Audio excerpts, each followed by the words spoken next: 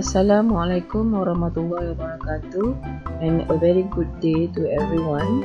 So this would be our last lecture in functions and graph. So for today's lecture, we'll concentrate on exponential and logarithmic functions. So there are 4 outcomes that you must achieve towards the end of this lecture. So first, you must know how to find the relationship of exponential and logarithmic functions by algebraic and graphical approach. Second, you must know how to state the domain and range of an exponential and logarithmic functions. Third, you must know how to compute the composite functions involving exponential and logarithmic functions. And lastly, you must know how to sketch the graph which involve exponential and logarithmic functions on the same axis. So, what is exponential function actually? So, any equations with x as the index. This is the index, as x as the index or x as the power.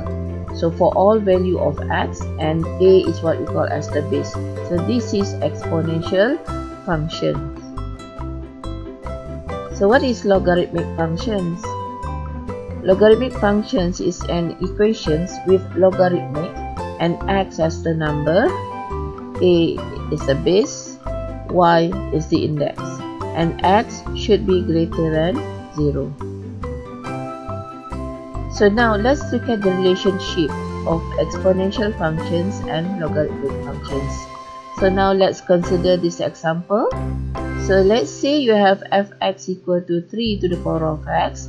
Now determine whether this function has inverse and hence find the f inverse.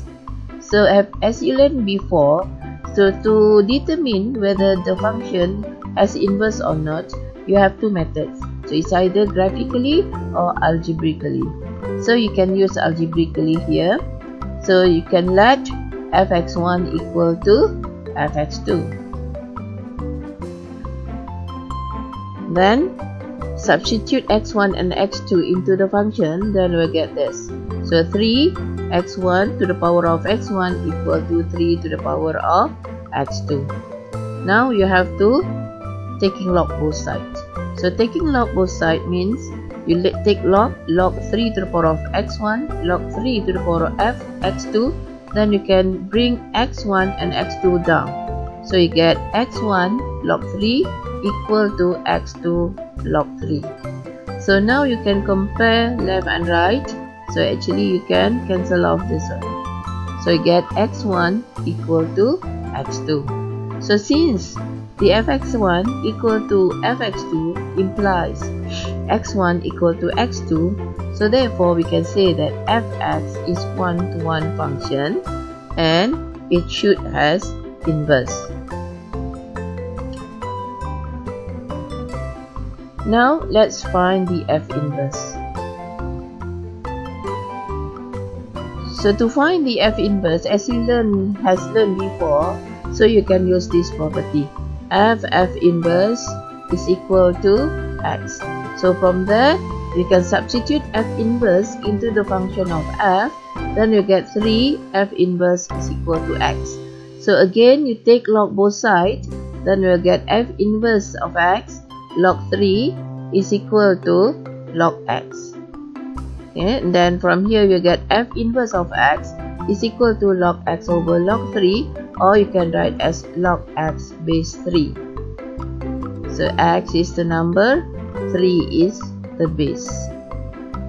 So from here we can say that fx equal to 3x, then we'll have inverse log x base 3. See? X is the index, so here is the index, and then base is 3, so this is base 3 also. Now let's look at another example. So find the inverse for f of x equal to log x base 4 for x greater than 0. So again, so we use the f inverse equal to x, and then we just substitute f inverse into the function. So you have log f inverse base 4 is equal to x. So from there you get f inverse is equal to 4 to the power of x. Okay. How do we get this? F inverse equal to x, f inverse x is equal to 4 to the power of x. So please review back your previous lesson in log. So we have these rules, right? So when we have y is equal to a to the power of x, so we change this index into log form, then we get x is equal to log y to base a.